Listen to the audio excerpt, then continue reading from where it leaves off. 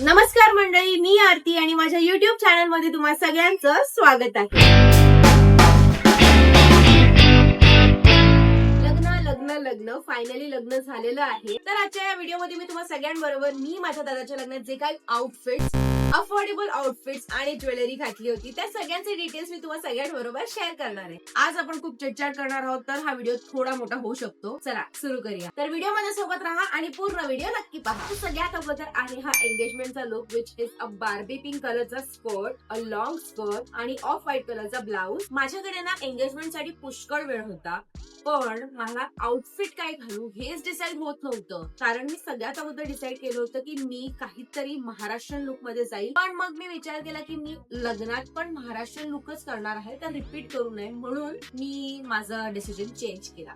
तर मी म्हटलं काहीतरी आपण इंडो वेस्टर्न सॉर्ट ऑफ करूया. आणि मला नंतर रिअलाइज झाले की माझ्याकडे असं काहीतरी पिंक कलरचं सॅटिन मध्ये एक कपडा आहे, त्याचं मी काहीतरी बनवू शकते. तर हा कपडा ना मी जवळजवळ 1 वर्ष अगोदर घेतला होता. मला एक बॉडीकॉन ड्रेस स्टिच करायचा होता, पण तो काय माझ्याकडून झाला नाही. तर त्या जागी मी मस्त प्लेटेड स्कर्ट स्टिच केला, जो मी एंगेजमेंट मध्ये घातला होता. हा जवळजवळ एक 5 मीटरचा कपडा असेल, ज्याची मला प्राइस आता जराही आठवत नाहीये. हा जो पिंक कलरचा स्कर्ट तुम्ही बघताय ना, तो मी स्वतः स्टिच केला आहे. पण खरं तर या लुक साठी मी खूप कन्फ्युज होते. मी हा पिंटरेस्ट वरून काहीतरी असा आउटफिट शोधून काढला होता. खूप सगळं रिसर्च केल्यानंतर मग मला रिअलाइज झालं की ओके फाईन, मी असं पिंकचं कॉम्बिनेशन करायला जरा पण इंटरेस्टेड नव्हते, कारण ते खूपच कार्टून सारखं दिसलं असतं. आणि मग मी स्टिचिंग स्टार्ट केली. बरं, या स्कर्टची जी वरची लाइनिंग आहे पिंक कलरच्या सॅटिनची आहे, त्याच्या आतमध्ये एक ऑर्गॅन्झाचा लेअर आहे, which is also in pink colour. स्कर्टला ना फ्लेअर देण्यासाठी ना मी मिशो वरून हे केन ऑर्डर केलं. तर मला या स्कर्टला बनवण्यासाठी ना जवळजवळ एक 10 दिवस लागले. त्यासोबतच इतरही तयारी चालू होत्या. तर मी तुम्हाला स्कर्टच्या प्राइसिंग बद्दल काहीच सांगू शकत नाही, कारण मी तो स्वतः स्टिच केला होता आणि ऑर्गेन्झा कपडा सुद्धा माझ्याकडे अवेलेबल होता. फक्त काय तर केन मध्ये मी इन्व्हेस्ट केलंय, which was something around 400 or 500 from Meesho. Now coming to the blouse. Blouse साठी ना मी खूप कन्फ्युज होते, कारण मला हे एक्झॅक्ट पिंकचं कॉम्बिनेशन नव्हतं करायचं. तर मी विचार केला why not go for white, कारण व्हाईट कलर ना हा सगळ्यांवरती सूट होतो. ब्लाउजचं रेफरन्स मी बरेच शोधले, म्हटलं चला काहीतरी डिसेंट आणि युनिक असू दे. अगेन पिंटरेस्ट स्क्रोल केलं आणि मग मला फायनली हा असा काहीतरी ब्लाउज दिसला. बरं, या कपड्याबद्दल मी सांगेन तर कपडा हा समथिंग अराउंड 2 मीटरचा असेल. त्याचं फॅब्रिक एक्झॅक्टली कोणतं आहे मला पण नाही माहित. मी टेलर अंकलकडे गेले आणि माझ्याकडे फक्त 3च दिवस होते हा ब्लाउज स्टिच करण्यासाठी. मी कसं तरी घाईमध्ये हा ब्लाउज स्टिच केला आहे आणि इट टर्न आउट सुपर. मला खरंच खूप आवडला होता हा ब्लाउज. माझ्या ब्लाउजचा कपडा plus stitching is something around 800. तर हा होता माझ्या एंगेजमेंटचा look number 1. Coming to the jewellery मी खूप सिम्पल ठेवली होती. मी जे काही कानातले घातले होते बटन इयरिंग्स, ते मी माझ्या घराजवळच्या एका शॉप मधून घेतलं होतं, which was something around 200 rupees. आणि मी एक फक्त रिंग घातली होती, ती काहीतरी 100 रुपयाला होती. बस सच मिनिमल लुक केला होता. That was all for my engagement look. Next आहे आपला हळदीचा लुक. आता हळदीच्या लुक मध्ये सुद्धा मी थोडी कन्फ्युज होते या दोन मध्ये. तर माझं ऍक्च्युअली डिसाईड होत होतं की मी हे स्टिच करू का हे स्टिच करू. हे थोडंफार कॉमन झालं आहे, लाईक अ प्लाझो आणि एक फ्लेअर वाला क्रॉप टॉप और what ever you called it. पण म्हटलं नाही यार, हे सगळंच करतात, हे आता काहीतरी ट्रेंडिंग मध्ये चालू आहे, आपण असं काहीतरी करूया. तर मी आउटफिट एका साडीने बनवला आहे आणि ती साडी परत मी मिशोवरून घेतली आहे, which was something around 600 or 700 rupees. I don't actually remember. मी त्याची लिंक डिस्क्रिप्शन मध्ये टाकेल, नक्की बघा. आता मी होती याच्या स्टिचिंगची. जर मी हा आउटफिट एका बुटीक मधून शिवून घेतला असता ना, तर हे मला खरंच खूप कॉस्टली पडलं असतं. पण मग मी हा फोटो माझ्या टेलर अंकलला दाखवला की अंकल आप ऐसा सिला पाओगे, आणि ते हा म्हणाले. And I was very shock. Actually यांना जमेल नाही जमणार, कसा आउटफिट येईल, I was having no idea about it. पण जेव्हा मला स्टिच करून तो आउटफिट आला, I was super duper happy. त्यांनी खरं एक्झॅक्टली जसं मला हवं होतं तसं बरोबर स्टिच करून दिलं. त्यांनी काहीतरी एक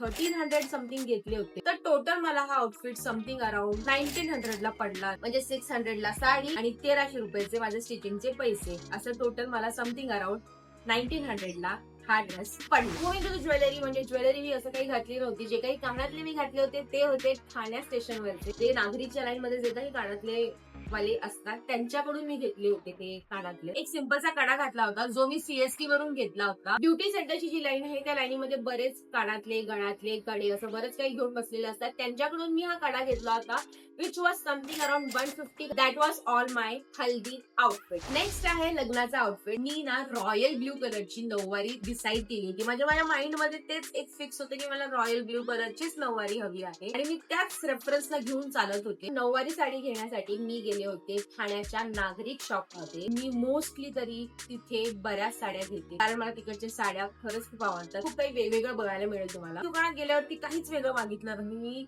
एकच रॉयल ब्ल्यू कलर दाखवा. पण नंतर मग जेव्हा ते काका म्हणाले की थोडे अजून कलर्स तू बघ, तुला आवडतील, मे बी तुला अजून आवडतील, मग मी माझा डिसिजन चेंज केला आणि माझं मन आलं या पिंक कलरच्या साडीवरती. ह्याच्या जागी मी अजून एक रेड कलरची पण साडी पाहिली होती पण सगळ्यांचं वोट घेतल्यानंतर मला हा पिंक कलर फिक्स करावा लागला. ऍक्च्युली माझं डिसिजन खूप चांगलं होतं. मी ती साडी घेतली होती समथिंग अराउंड 5,000ला आणि तिथेच मी स्टिचिंगला दिली होती. म्हणजे त्या शॉप मध्येच ते लोक स्टिच सुद्धा करून देतात. मी एक साधी ब्राह्मणी साडी शिवून घेतली होती. आता तिची स्टिचिंग काहीतरी एक 800 का 900 रुपये आहे. हो, इतकीच स्वस्त त्याची स्टिचिंग होती. ही पूर्ण साडी शिवून मला काहीतरी 5,500 ते 6,000 मध्ये आली. आता कमिंग टू द ब्लाऊज. मला ना ब्लाऊज मध्ये काहीच फॅन्सी करायचं नव्हतं. मला ना टिपिकल ब्राह्मणी लुक करायचा होता म्हणून मला ब्लाऊज मध्ये काहीच फॅन्सी करायचं नव्हतं. ब्लाऊज साठी पण मी बरेच रेफरन्स काढले होते पण मला त्यातला हा खूप आवडला होता. म्हणजे मला माहिती हा थोडासा कॉमन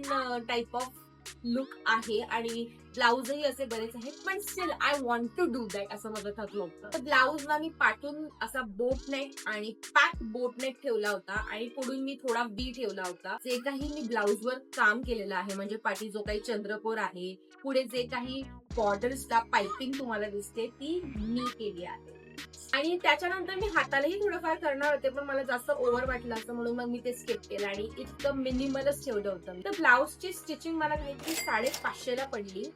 अँड या कमिंग टू द ज्वेलरी. आता ज्वेलरीसाठी ना मी गेले होते ठाण्यातील जयश्री या शॉप मध्ये जिथून माझ्या वहिनीने सगळे ज्वेलरीज घेतले होते.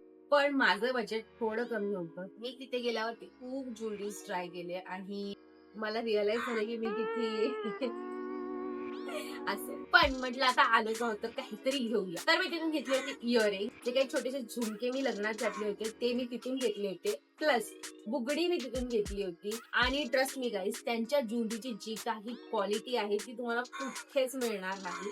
फक्त माझं बजेट नव्हतं म्हणून मी तिथे गेली नाही पण मी ठाण्यातूनच ज्वेलरी घेतली. जर तुम्हाला मामलेदार मिसळ माहित असेल त्या लाईनला राईटला एक लेन आहे जिथे तुम्हाला भरपूर ज्वेलरीज मिळतील. मी तिथून ज्वेलरी घेतली होती. म्हणजे हे 3 पीस म्हणजे चोकर, मिडल वालं आणि हे मोठं वालं गळ्यातलं ना मी तिथून घेतलं होतं. प्लस मी जी कानात चेन घातली होती ती सुद्धा मी तिथून घेतली होती. हेअर ऍसेसरीज हे सुद्धा मी तिथून घेतले होते. म्हणजे जे काही मी चंद्रकोर आणि छोटे छोटे चंद्र लावले होते ना ते सुद्धा मी तिथून घेतले होते. खरंच खूप सुंदर अशी क्वालिटी होती त्याची आणि ते मला समथिंग अराउंड 900ला पडलं. म्हणजे 2 पीस फॉर 900 आणि हे गळ्यातनं मला काहीतरी 200ला पडलं होतं. की चेन मी कानात घातली होती ती होती समथिंग अराउंड 200 रुपीज आणि जे काही चंद्र मी माझ्या केसांमध्ये लावले होते जे मोठं चंद्र होतं ते मला काहीतरी 250 रुपयाला मिळालं आणि जे छोटे छोटे चंद्र होते ना ते काहीतरी 150ला मिळाले. आता आहेत बांगड्या. चुडा तर मी त्याच दिवशी भरलेला हळदीच्या दिवशी पण जे काही वरच्या आणि खालच्या मोतीच्या आणि जे डायमंडच्या बांगड्या आहेत ना त्या मी घेतल्या होत्या भुलेश्वर वरून. आता तुम्ही म्हणाल की मी सगळ्या गोष्टी इथून तिथून काय घेतल्यात तर मला जिथे जे काही चांगलं दिसत होतं मी तिथून घेत होती पण मला आता त्या बांगड्यांची प्राइस जरा पण आठवत नाहीये. कमिंग टू द नथ. माझं पूर्ण आउटफिट मला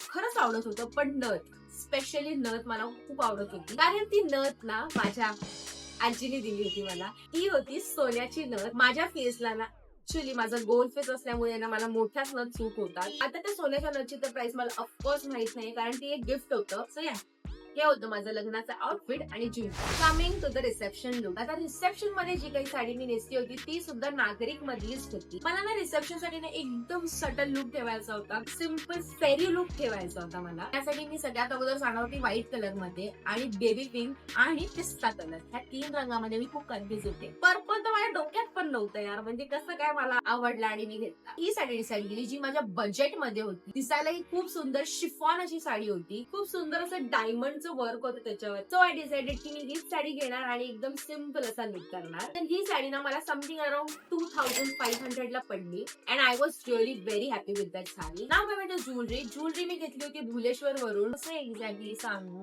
जिथे परफ्यूम मिळतं त्या लाईनलाच सगळे ज्वेलरीचे शॉप आहेत, त्यातील एक शॉप होतं. अगेन मला त्याची प्राइसही आठवत नाहीये, पण the quality of that jewellery was super. Actually ती माझ्या साडीला पण खूप चांगली मॅच होती. हे होतं माझं रिसेप्शनचं लुक. काय होतं हळद उतरणीला तर मी इतकं काही घातलं नव्हतं. एक सिम्पलचा रेड कलरचा मस्त ड्रेस घातला होता, जो मी माझ्या इकडच्या जवळच्या शॉप मधून घेतला होता. त्याच्यावरती छान असं मोतीचं वर्क होतं, मला खूप आवडलं होतं तो. आणि जे इयरिंग्स मी घातले होते ते अगेन ठाणे स्टेशन. त्यानंतर होती पूजा. तर पूजासाठी जी काही ब्ल्यू कलरची साडी नेसली होती ना, that was again from Meesho. ती मला काहीतरी 500 ला मिळाली होती. इट वॉज अ मल कॉटनची साडी आणि ब्लाऊज ना हा माझ्या एका जुन्या साडीवरचा होता, जो मी कॉन्ट्रास्ट करून घातला. It was amazing. हे सगळे होते माझ्या दादाच्या लग्नातले आउटफिट्स आणि ज्वेलरी. खरंच खूप अफोर्डेबल प्राइस मध्ये मी हे सगळं घेण्याचा प्रयत्न केला होता. जे काही माझ्या बजेटमध्ये बसते मी तेच सगळं घेतलं होतं. जर तुम्हाला हळदीची साडी आणि पूजेची साडीची लिंक हवी असेल तर मी डिस्क्रिप्शन मध्ये टाकेल,